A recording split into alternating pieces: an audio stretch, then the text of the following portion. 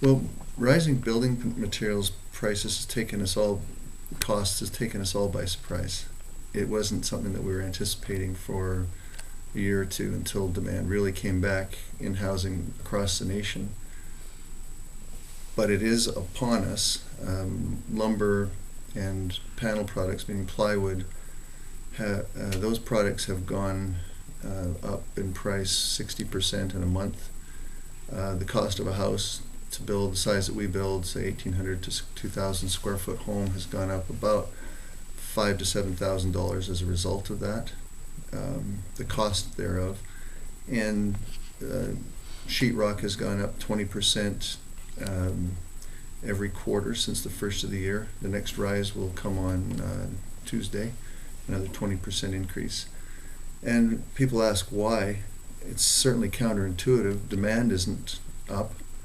What has happened, though, is when the downturn really, the real started to bite at these suppliers and manufacturers, they just shut plants.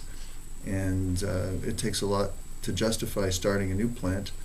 Starting up a plant, or bringing back an extra shift.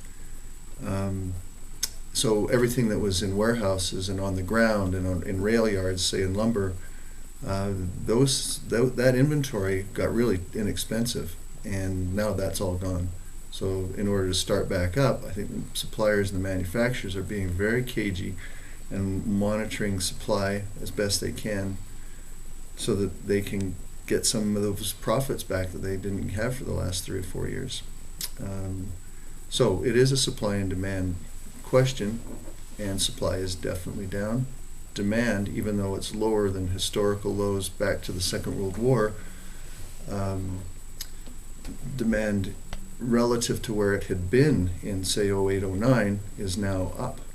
And the capacity to produce it is just not there, or the suppliers have not been willing to bring it back on stream.